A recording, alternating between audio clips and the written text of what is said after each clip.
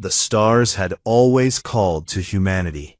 For thousands of years, people looked up at the night sky and wondered what was out there.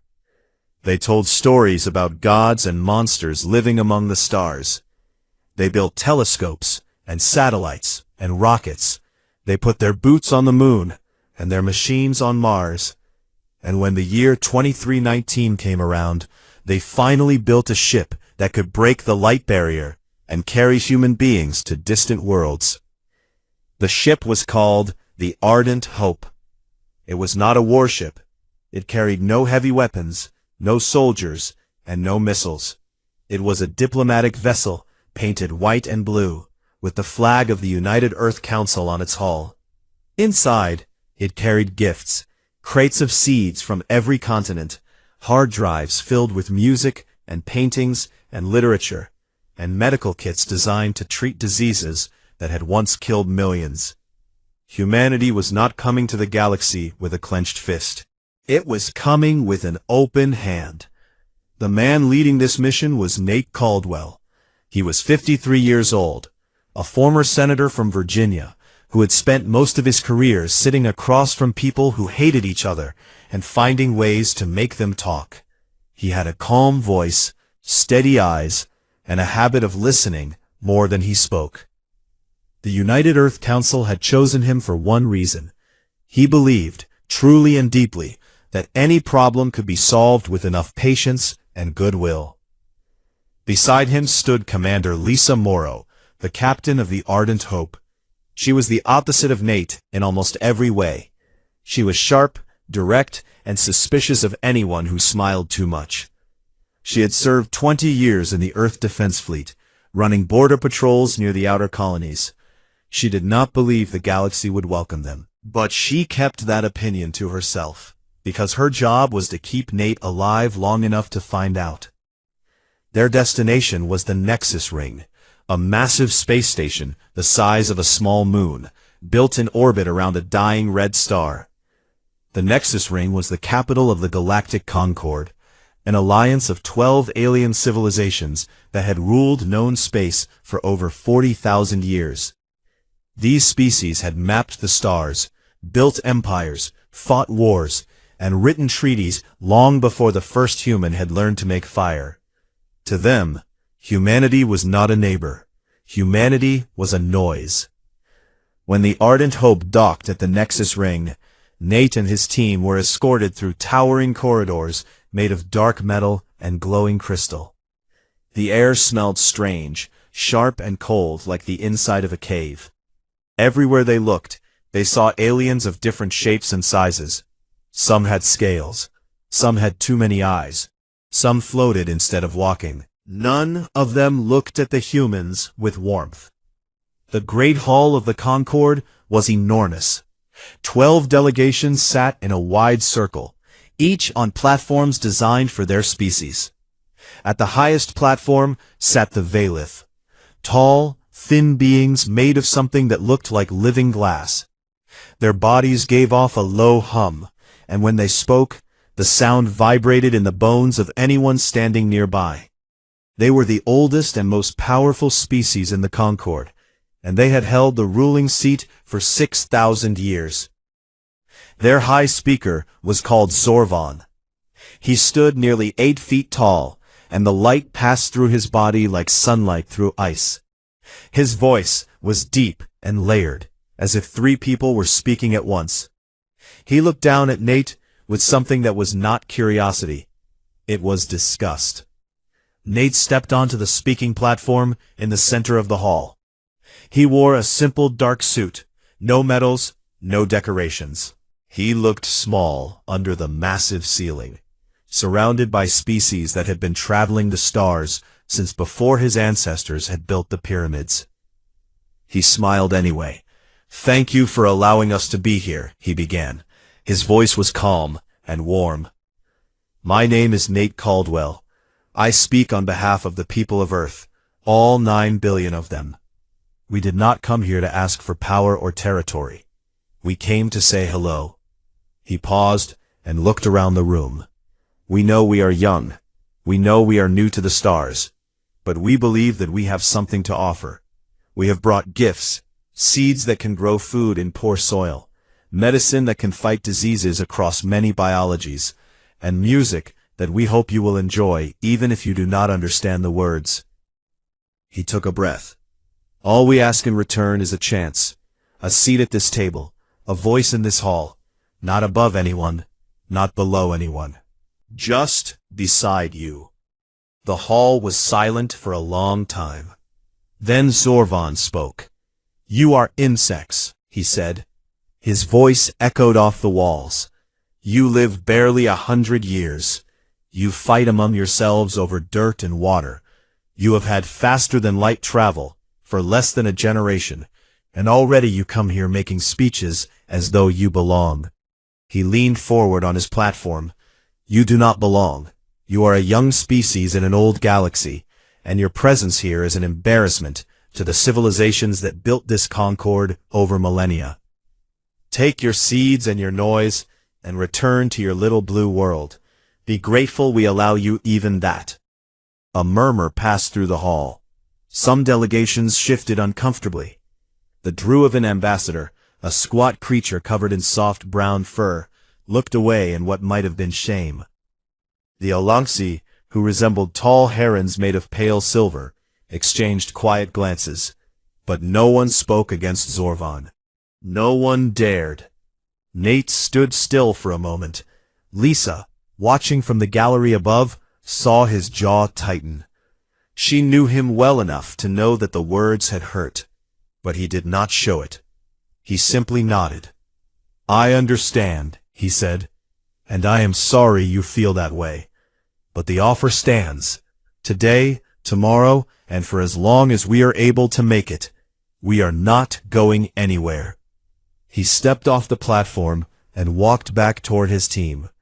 Lisa fell into step beside him as they moved through the corridor toward the docking bay. She said nothing for a while. Then she spoke quietly. "That went about as well as I expected." Nate gave a tired smile. "They are afraid of us, Lisa. They just don't know it yet." She raised an eyebrow. "Afraid? They called us insects." "Exactly," he said. "You do not insult something unless it bothers you. They have been the top of the food chain for a long time. We are something they have not seen before.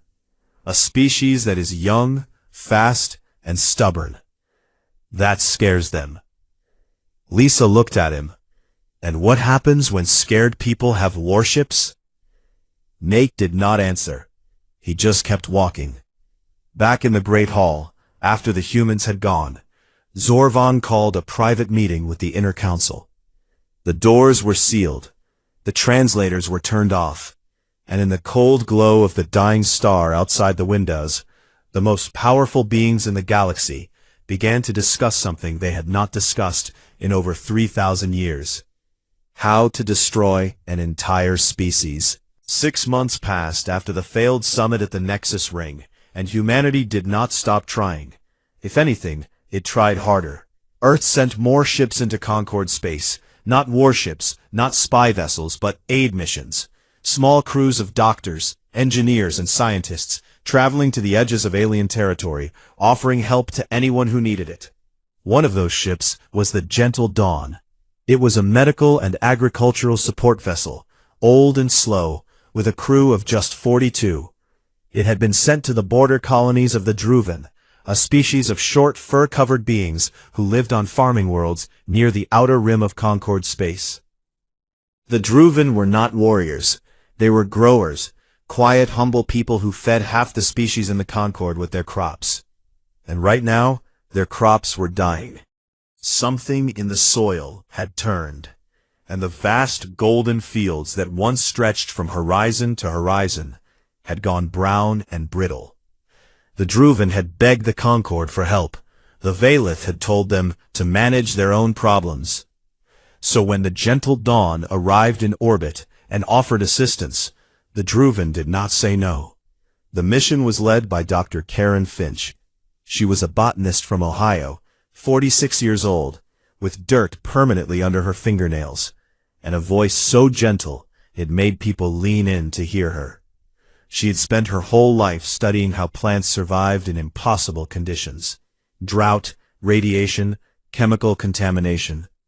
She had never been off-world before this mission, and the sight of an alien sunset on her first evening made her cry in private.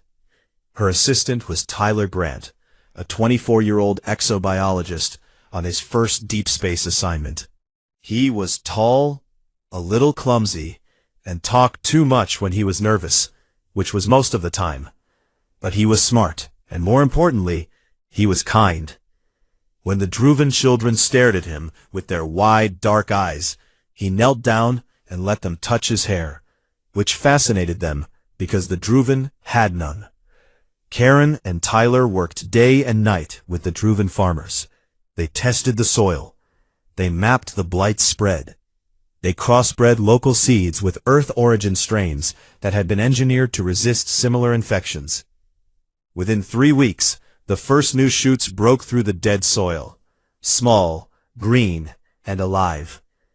The Druvan wept, not politely, not quietly. They wept the way people weep when they have been starving and someone finally puts food on the table. The elder of the largest colony, a gray-furred female named Tessic, took Karen's hands in both of hers and pressed them to her forehead. In Druvan culture, that was the highest form of thanks, a gesture reserved only for those who had saved a life. "You came when no one else would," Tessic said. "We will not forget." Word spread. It moved through trade ships and supply lines, through whispered conversations in market stations, and quiet messages sent between diplomats. The humans had saved the Druvan harvest. The humans had asked for nothing in return. The humans were kind. And that, more than anything else, terrified the Valith. Zorvan had been watching. He had spies in every corner of the Concord, and the reports coming back made his crystal skin hum with something close to rage. The lesser species were starting to admire humanity. Some were even starting to talk about inviting them into the Concord as a junior member. If that happened, the Valith would lose control. Their grip on the Concord had always depended on one thing, the belief that no one else was strong enough or smart enough to lead. Humanity was proving that belief wrong, not with weapons, but with wheat and medicine. Zorvan called a secret session of the Inner Concord. Only the senior delegations were invited. The Druvan, the Olongsi, and the Peshawar were deliberately excluded. In a sealed chamber deep inside the Nexus Ring, Zorvan stood before the remaining 9 delegations and spoke. "The humans are not what they appear," he said. "They present themselves as helpers, as friends. But look at their history. They are a species born in violence. They fought each other for centuries over land, over religion, over the color of their skin. They split the atom and used it to burn cities. They poisoned their own world and barely survived. And now they come to us with smiles and seeds, and you believe they are harmless?" He let the silence hang. They breed fast. They learn fast. They adapt to every environment they touch. In 200 years, they went from burning coal to breaking the light barrier. Give them another 100, and they will have the power to challenge us. Not in a generation, now. We must act now. The vote was held in silence. Each delegation pressed a symbol on their console, white for peace, red for action. The count came back 9-3. 9 species voted to issue humanity a final ultimatum. The 3 who voted against, the Druvan, the Olongsi, and the Peshawar, were not even in the room to defend their position. When they learned of the decision later, they were told simply that the matter was settled, and that objection would be treated as disloyalty. The ultimatum was delivered in the most humiliating way possible. A Valith warship, a massive angular thing that looked like a blade made of black ice, dropped out of faster-than-light travel directly above Mars. It did not ask permission. It simply appeared, blocking out the sun over the Martian capital, and broadcast a message on every frequency humanity could receive. "You are ordered to return to your home system. You will surrender all faster-than-light technology. You will dismantle your colonial settlements. You will not leave your world again. This is not a request. This is your only warning." The message played on loop for 6 hours before the warship turned and vanished. On Earth, the reaction was immediate. Protests erupted in every major city. People stood in the streets holding signs that read, "We came in peace, and they do not speak for the galaxy." News networks played the ultimatum on repeat. Children asked their parents why the aliens were angry. Parents did not have good answers. In a bunker beneath the Rocky Mountains, President Dan Harlow sat at a long table, surrounded by the most powerful military and intelligence leaders on the planet. Dan was 58, broad-shouldered, with gray at his temples and deep lines around his eyes. He had been a Marine before he was a politician, and he still carried himself like a man who had seen combat. He had won the presidency on a platform of unity and peaceful expansion. Now he was sitting in a war room. Across from him sat General Vicki Sloan, the head of Earth's United Defense Command. She was 51, lean and sharp-featured, with a reputation for being the smartest person in any room she walked into and the most dangerous person in any room she was asked to defend. She had spent the last 10 years quietly overseeing the largest classified military project in human history. Beside her was Pete Langford, a civilian engineer in his 60s, with thick glasses and ink stains on his shirt. He looked like a college professor who had wandered into the wrong building. But Pete was the architect of something that had cost more than the entire Mars colony to build. And he was the only person alive who fully understood how it worked. Dan looked around the table. His face was calm, but his hands were flat on the surface, pressed down hard. "Before we go any further," he said, "I want something on the record." Everyone looked at him. "We tried. Every single time we tried. We brought food to their hungry. We brought medicine to their sick. We stood in their hall and asked for nothing but a handshake. Make sure the history books show that." Vicki nodded slowly. "They will." Dan exhaled. He closed his eyes for just a moment. When he opened them, the softness was gone. The lights in the bunker dimmed. A holographic display rose from the center of the table, casting a pale blue glow across the faces of every person in the room. What they saw was not a map of Earth or its colonies. It was a map of the entire Sol system, and it was covered in red markers, thousands of them, hidden in places no one outside this room had ever known about. General Vicki Sloan stood and began to speak. Her voice was flat and precise, the voice of someone who had rehearsed this briefing 100 times and hoped she would never have to give it. "Project Longbow began 31 years ago," she said. "It was started the same year we made first contact with the Concorde's outer probe network. We intercepted one of their automated surveillance drones near the orbit of Neptune. We did not announce it. We studied it. And what we found inside told us everything we needed to know about the kind of galaxy we were walking into." A detailed scan of the alien probe appeared. Its armor, its weapons, its scanning systems. "The probe was armed," Vicki continued. "Not for defense, for offense. It was designed to find developing civilizations and report their location back to the Concorde for evaluation. And its programming included a secondary function. If the civilization was deemed a threat, the probe was authorized to release a biological agent into the atmosphere. A quiet extinction. No invasion, no warning, just silence." The room was still. Dan's jaw tightened, but he said nothing. "We neutralized the probe and buried the findings under the highest classification level we have. And then we started building, because we understood from that moment that the galaxy was not going to welcome us. Not unless we gave it a reason to respect us." Red dots appeared across the asteroid belt, on the moons of Jupiter and Saturn, buried deep inside Mars. and woven into the very crust of Earth itself. Over 3 decades, we have constructed a hidden military infrastructure spanning the entire Sol system. We have 812 warships stored in subspace pockets, folded into dimensional gaps that cannot be detected by any known scanning technology. Each ship is built for speed, adaptability, and independent operation. They do not need a central command to fight.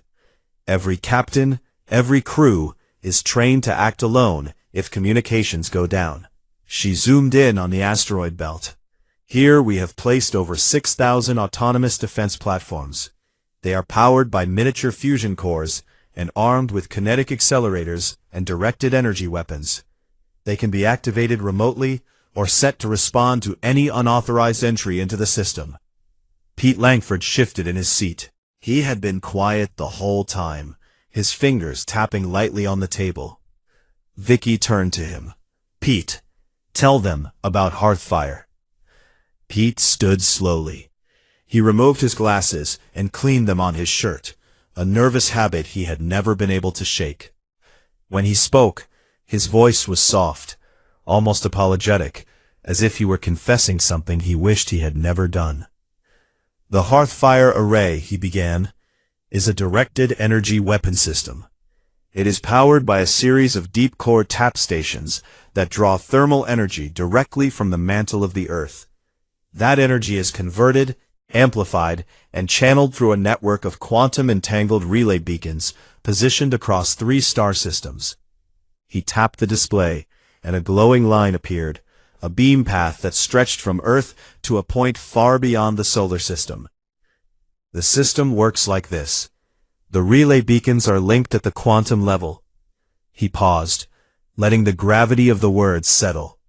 Then he continued. "If the system is activated, it can deliver a highly concentrated pulse anywhere within range.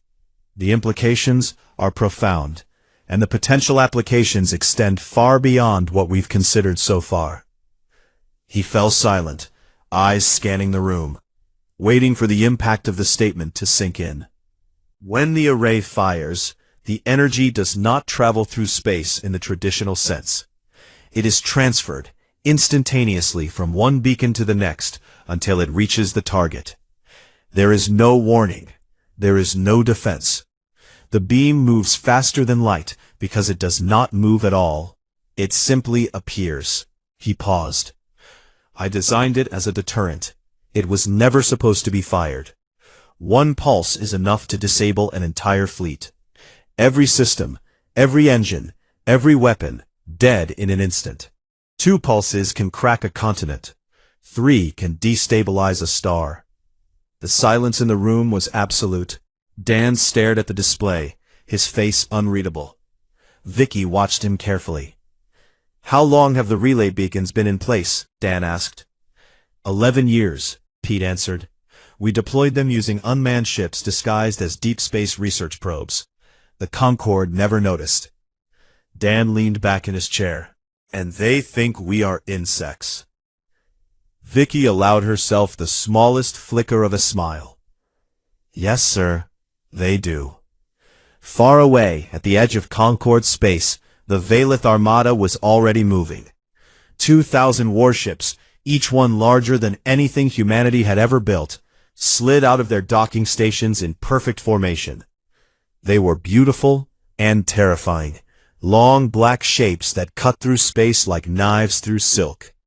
Their hulls were made of a crystalline alloy that absorbed light, making them almost invisible against the darkness. Their weapons were ancient and proven. Plasma lances that could melt a city from orbit, gravity bombs that could crush a mountain into dust. Zorvan stood on the command deck of the lead ship, a dreadnought called the Voice of Silence. He looked out at the fleet stretching behind him and felt a deep satisfaction. Humanity had no real fleet, no real defenses, no real understanding of what they were facing. He would arrive at Earth, burn their shipyards, disable their cities, and force their leaders to sign a surrender on their knees. The galaxy would watch, and it would remember. He broadcast a message to every species in the Concorde. "Watch now, and remember what happens to those who do not know their place.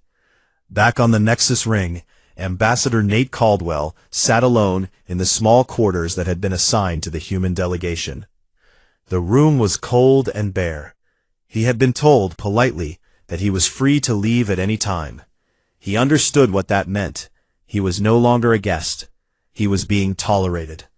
He had spent the last 6 months on this station, trying to build relationships with the other species. He had shared meals with the Druvan. He had attended cultural ceremonies with the Olangsi.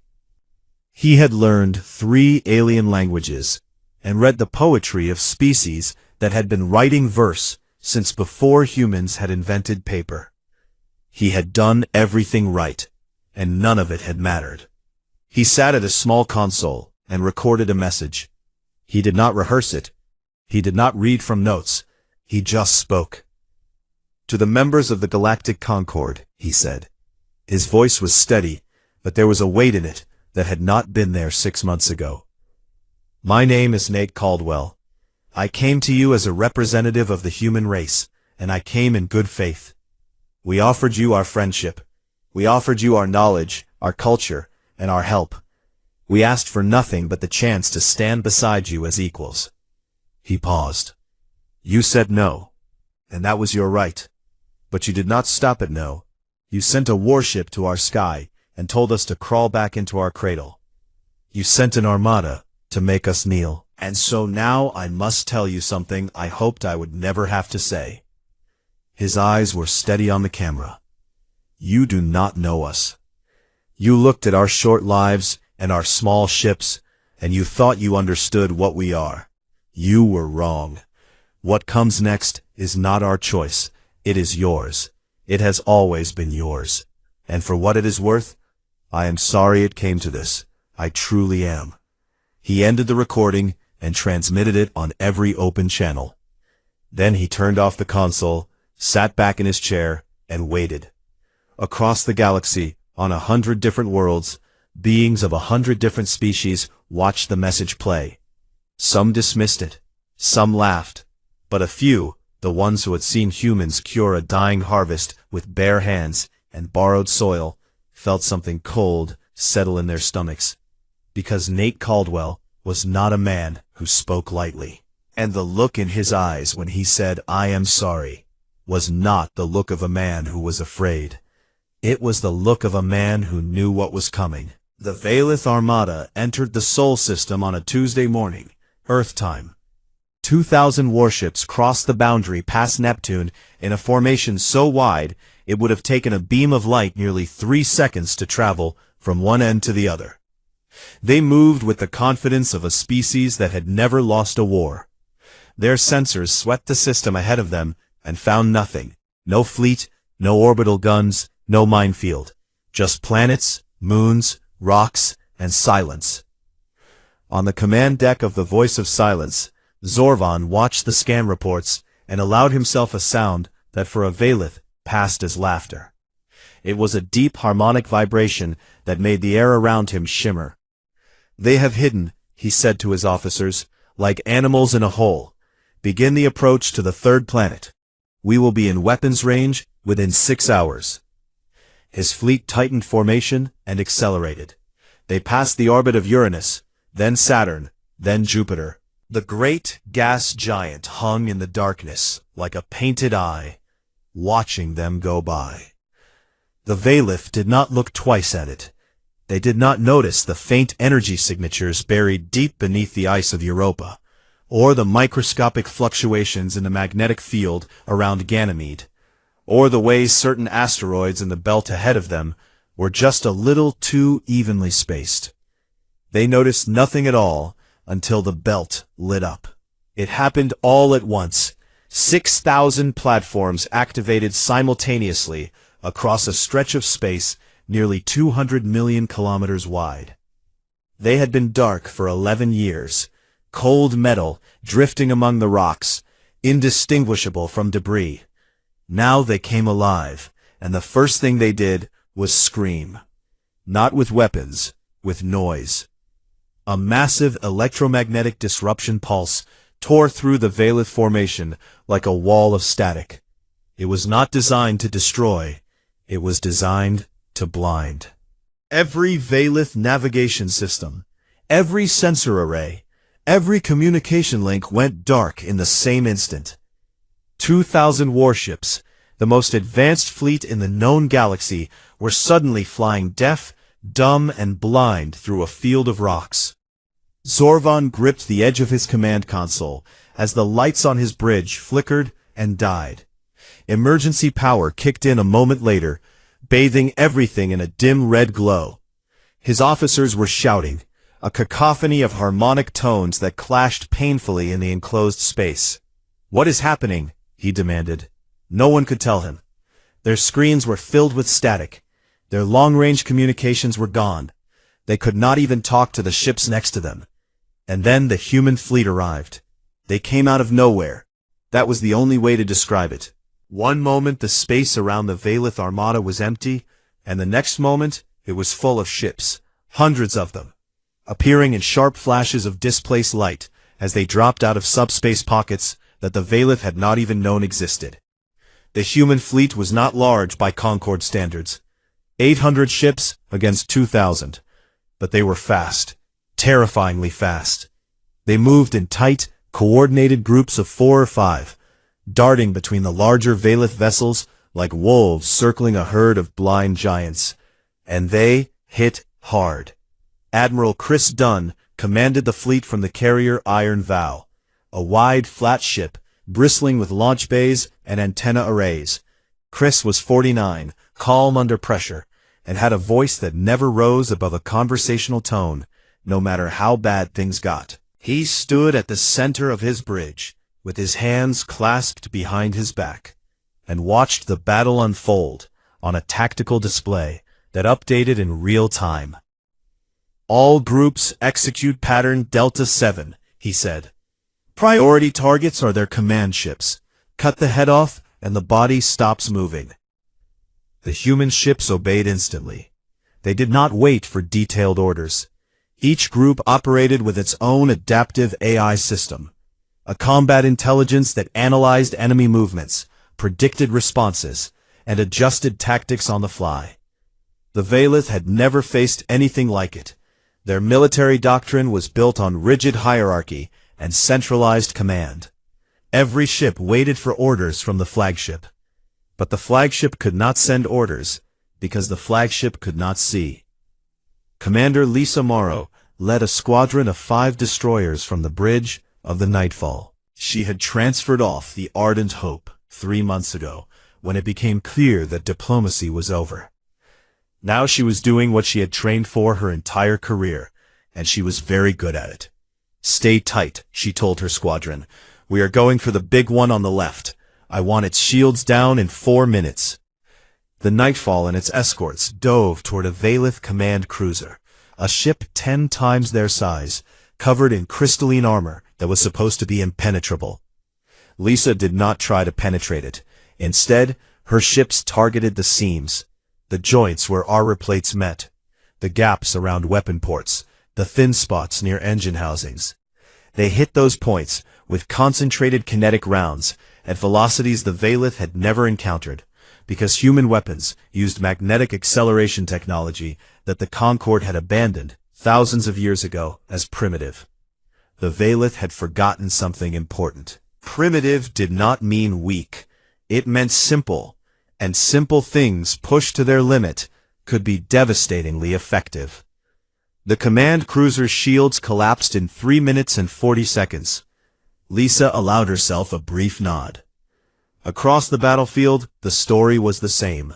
Human ships swarmed the blinded Valith fleet, striking with precision and retreating before the larger ships could orient their weapons.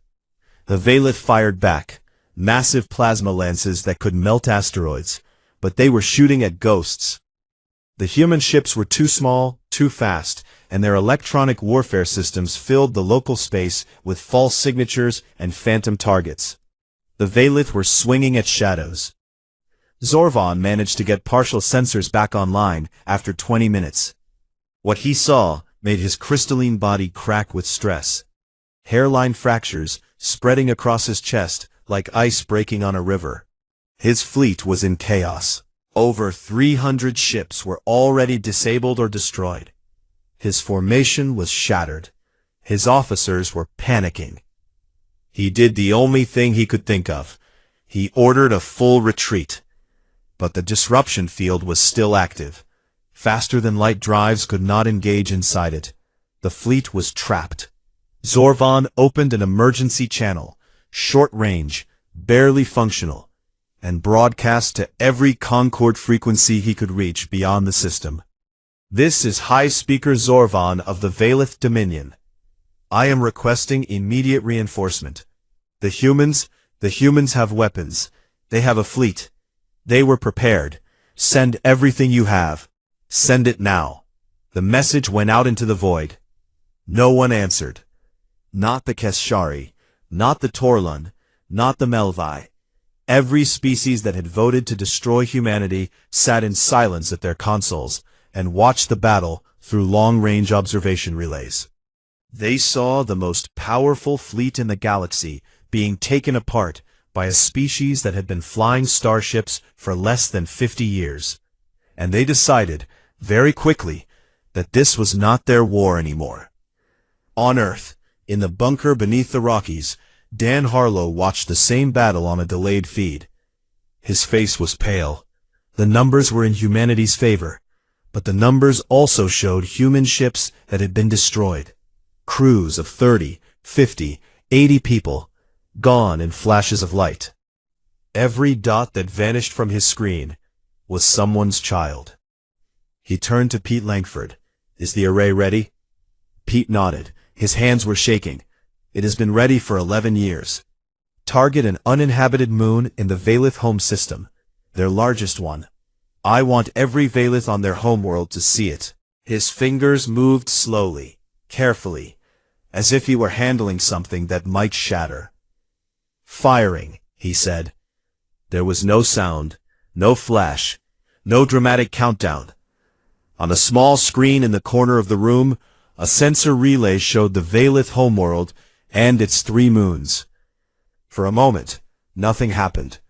Then the largest moon simply broke. It did not explode.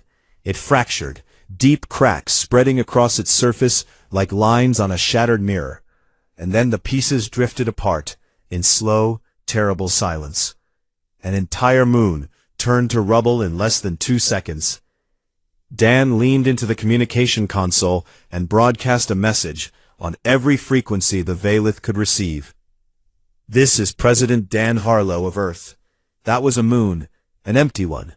The next one will not be empty. You have 1 hour to surrender your fleet, or we will demonstrate what this weapon does to a world that has people on it. We do not want to. Do not make us. In the Sol system, the disruption field parted just enough to let the message through. Zorvan heard it on his broken bridge, standing amid the wreckage of his confidence. Through his fractured sensors, he received a feed from home. His people, staring up at a sky where their largest moon used to be, now replaced by a slowly expanding cloud of dust and stone. He stood still for a long time. Then he opened a channel. All ships, power down weapons, lower shields. His voice was hollow. The harmonics were gone. He sounded like a single broken note. We surrender. The battle had lasted less than 1 Earth day. The war was over before most of the galaxy even knew it had begun. The galaxy waited.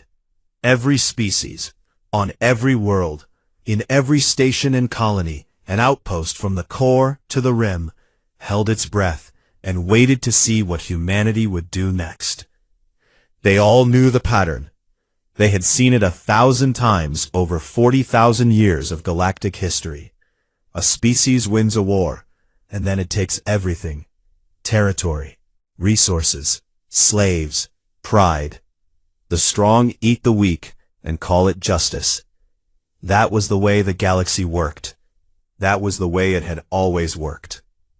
The Valith expected chains.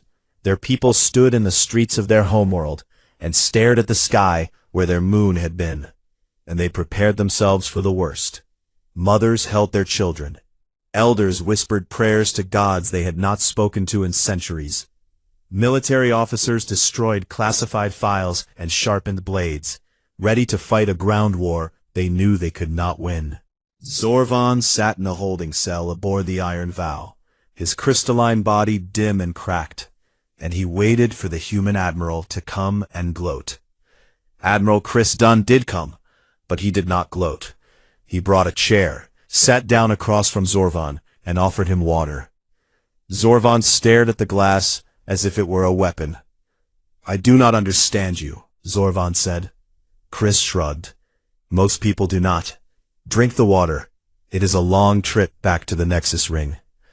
On Earth, President Dan Harlow made a decision that his military advisors questioned, his political opponents called insane, and the history books would later call the most important moment in human civilization. He announced that he would travel to the Nexus Ring in person, not with a fleet, not with an army, with a single ship, a small honor guard, and Ambassador Nate Caldwell at his side. Vicky Sloan argued against it for an hour. She stood in his office and listed every reason it was a terrible idea. The Concord could not be trusted. The Nexus Ring was deep in hostile territory. There were still 9 species that had voted to destroy humanity, and any one of them could decide that killing the President of Earth was easier than accepting defeat. Dan listened to all of it. Then he said, "Vicky, if I go in there with a fleet at my back, I am a conqueror. If I go in there alone, I am a leader. And right now, the galaxy needs to see a leader." Vicky stared at him for a long moment. Then she nodded. "At least wear the good suit." He smiled. "I was planning on it." The ardent hope carried Dan and Nate to the Nexus Ring.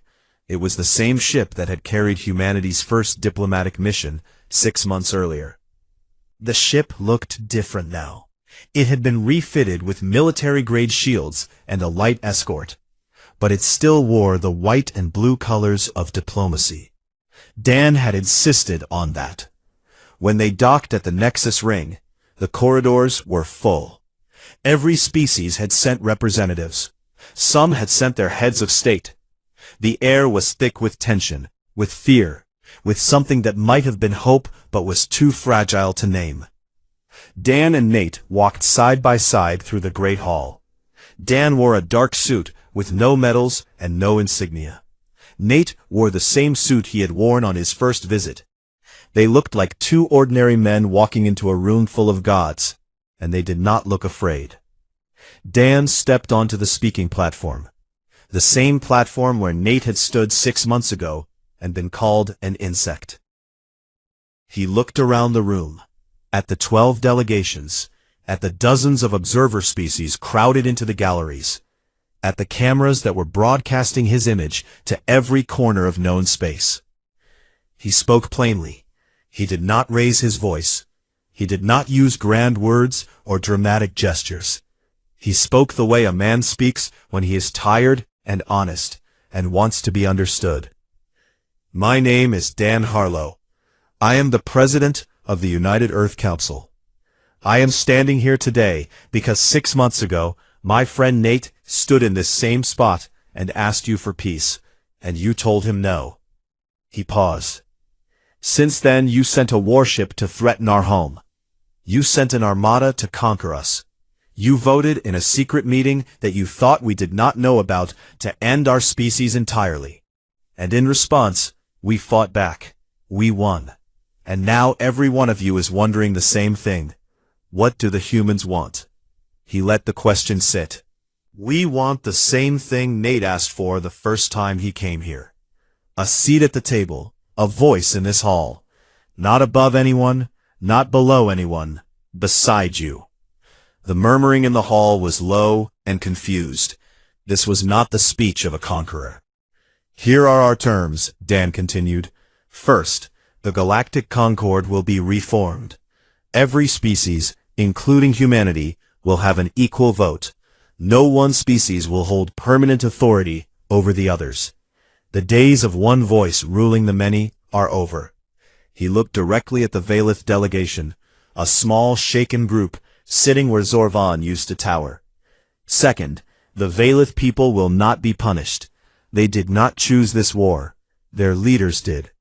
Those leaders will face a fair tribunal, judged by representatives of all species, including the Valith themselves. We do not believe in collective punishment. Your farmers and teachers and children did not send that armada. They will not pay for it. The Valith delegates looked at each other. One of them, a younger member whose body still glowed with strong light, lowered his head in what might have been relief. Third, all trade and cultural exchange will be open, free, and fair. No species will be denied access to medicine, food, or technology based on their standing in the concord. The strong will help the weak, and the weak will have the right to grow stronger. He took a breath. And fourth, the Hearthfire array will be dismantled, publicly, with observers from every concord species present to watch. We built it because we had to. We will destroy it because we choose to. Because a weapon like that should not exist in a galaxy that is trying to find peace. The silence that followed was the deepest silence the Nexus Ring had ever known. It stretched out across the Great Hall, and through the corridors, and into the docking bays, and out into the cold vacuum of space. Then the Druvan ambassador stood. She was old, the same elder, Tessic, whose harvest Karen Finch had saved. Her fur was gray, and her steps were slow, but her voice was clear. "We stand with humanity," she said, "today and from now on." The Olonxi delegation rose next. Their tall silver bodies straightened, and they performed a gesture that no living Olonxi had ever performed before another species. They bent at the waist, deeply, and held the position for a full 10 seconds. It was their highest form of respect, reserved in their culture only for those who had shown true wisdom. One by one, the other delegations stood, some with enthusiasm, some with reluctance, some with the slow, careful movements of people who were not yet sure they believed what they were seeing, but who wanted to. Within 5 minutes, every delegation in the hall was standing, even the Valith. Zorvan was brought before the assembly for a formal acknowledgement of surrender. He was restrained, but unharmed. His body was dim and cracked, the light inside him fading. He looked at Nate, the man he had called an insect, and his voice was raw and bitter. "You are fools," he said. "You had the power to take everything, to rule this galaxy for the next 10,000 years, and you are giving it away. Mercy is weakness. History will prove me right." Nate looked at him for a long time. There was no anger in his eyes. There was something worse, from Zorvan's perspective. There was pity. "No," Nate said quietly. "Mercy is what separates a civilization from a threat. You could have been our friends, Zorvan. That offer was real. It was always real." Zorvan had no answer for that. He was led away in silence. Later that night, when the ceremonies were over and the treaties were signed and the cameras were off, Lisa Morrow stood on the observation deck of the Ardent Hope. The ship was still docked at the Nexus Ring, and through the wide viewport she could see the stars, millions of them, stretching out into forever. Somewhere out there was Earth, a tiny blue dot that had just changed the shape of history. She heard footsteps behind her. Tyler Grant, the young biologist who had helped save the Druvan harvest, walked up and stood beside her. He looked different now, older, not in years, but in the way a person ages when they have seen things that cannot be unseen. "Do you think they will ever really trust us?" he asked. Lisa did not answer right away. She watched the stars. "Maybe not all of them," she said. "Not yet. Maybe not for a long time. But we showed them who we are. Both sides of it, the hand and the fist. And we let them choose which one they would rather hold." Tyler thought about that. "That is all you can do," Lisa said softly. You show people who you are. You make the offer, and then you wait. Below them, through the docking bay windows, they could see small ships from a dozen different species beginning to move, not away from the Nexus ring, but toward each other. Trading lanes were opening. Communication channels were lighting up.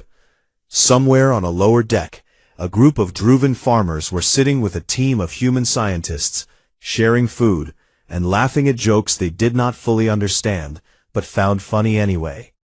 It was not peace. Not yet. Peace was a thing you built over years and decades, with patience and stubbornness, and the willingness to show up again and again, even when no one wanted you there. But it was a start. And humanity had always been good at starts.